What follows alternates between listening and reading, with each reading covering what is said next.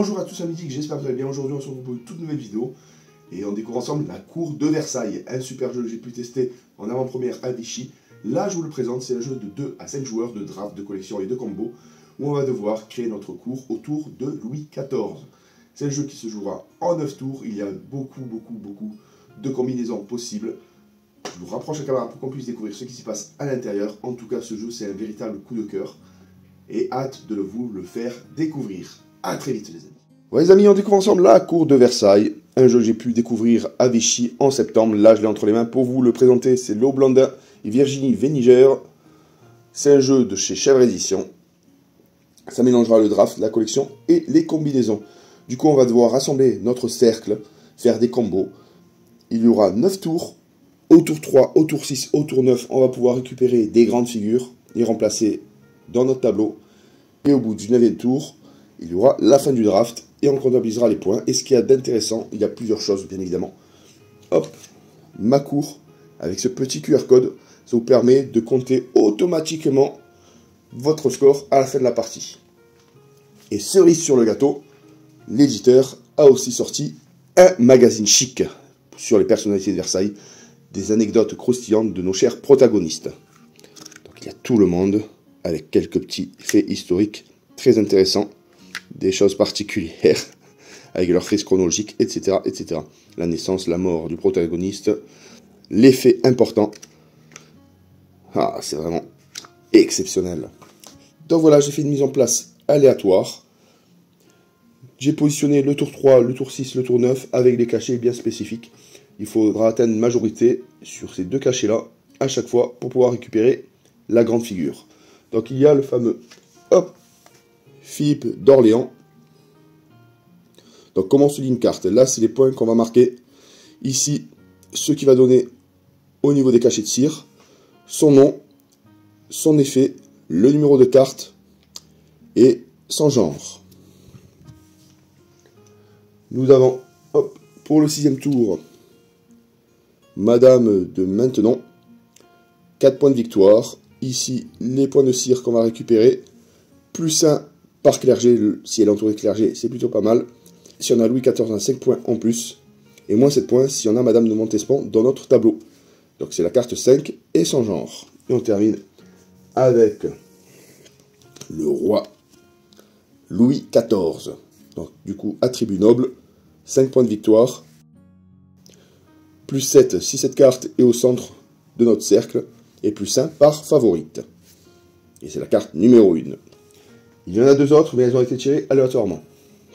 À la fin de partie, vous aurez aussi des points bonus si vous êtes majoritaire dans les cachets militaires. Moins 7 points et plus 7 points.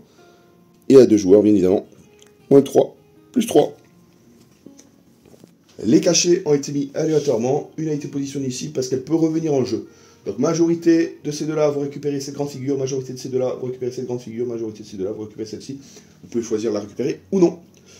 Donc les cachets, il y a le poison, les érudits en bleu, les hommes d'État en marron, les nobles en rose, le clergé en vert, les militaires en rouge et les fameuses favorites de Louis XIV en jaune. La partie peut enfin débuter. Chaque joueur va alors récupérer 10 cartes.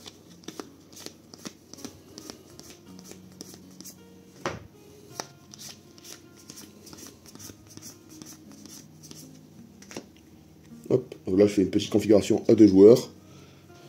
Chaque joueur récupère sa main de carte. Sélectionne une carte. Donc il faudra calculer, bien évidemment, certaines majorités par rapport à l'autre joueur. Donc il y a par exemple Antoine Arnaud. Donc il récupère ses 2 cachets de cire. 3 points de victoire en fin de partie. Et là, c'est un effet immédiat. Lorsque vous posez cette carte, c'est automatique. Lui, il vous permettra d'interchanger 2 jetons cachés de cire n'importe où. Vous pouvez prendre la favorite et les déplacer ici pour essayer de maximiser ses points et tenter de récupérer cette fameuse grande figure. Bon, je vous montre quelques-unes. Celle-ci, 4 points. Hop. Celui-ci aussi, effet immédiat, 2 points. Lui est plutôt intéressant parce qu'il engendre 3 cachets. Hop, échangez l'une de vos cartes contre celle d'un autre joueur, sauf pour Louis XIV et Jean-Baptiste Colbert. Ça veut dire qu'on peut piocher dans le tableau d'autres adversaires. Donc cette idée est plutôt intéressante. Il n'a pas de point de victoire pour le moment, mais il vous fera gagner 2 points pour chaque autre carte peinte par Hyacinthe Rigaud. Ici, c'est un peintre. Donc ça, c'est plutôt intéressant. Il y aura des majorités, il y aura des possibilités de scorer si vous avez des logos qui sont bien présents ici. Hop. Vous avez aussi les écrivains. Et André Le Nôtre. Celui-là, je l'apprécie particulièrement parce que à la base, j'étais paysagiste et on en a parlé lors de ma formation. André Le Nôtre, les jardins de Versailles et bien d'autres. Réputé et reconnu grand jardinier de la cour de Louis XIV. Donc là, celui-là est plutôt intéressant. Vous gagnez 0 points de victoire, mais par symbole différent, vous remporterez des points supplémentaires. Donc là, le joueur va sélectionner une carte qui va positionner face cachée. L'adversaire va faire de même. Qu'est-ce qu'a l'adversaire ?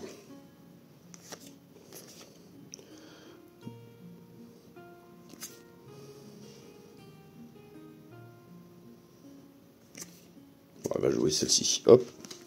Il va la placer. Face cachée. Une fois que tous les joueurs ont positionné leur carte face cachée, ils les retournent pour découvrir leurs effets, s'il y a des effets immédiats ou des effets à long terme. La partie se poursuit et en échange, nos jeux de cartes. Donc le joueur récupère l'ensemble des cartes de l'un de ses adversaires. La partie avancée, le tour 3 est clôturée. On va pouvoir récupérer Philippe d'Orléans. Pour cela, on va devoir comptabiliser les 2 insignes. Donc là, pour ce joueur, il a 3 érudits, et pour l'autre joueur, qu'un seul. Donc du coup, le joueur qui a la majorité a la possibilité de récupérer Philippe d'Orléans et l'échanger avec l'une de ses cartes.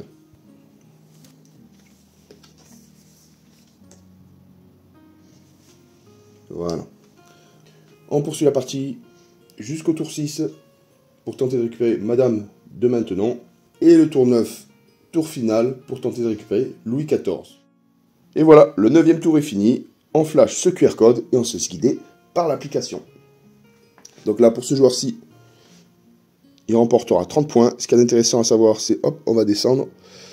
Là, forcément, il n'est pas majoritaire sur le côté militaire. Donc 30 points. On enlève celui-ci. Hop, il termine à 27 points. Donc c'est intéressant, vous pouvez passer sur le personnage pour voir des anecdotes croustillantes. Hop. C'est très très bien fait. Hop, André Le Nôtre.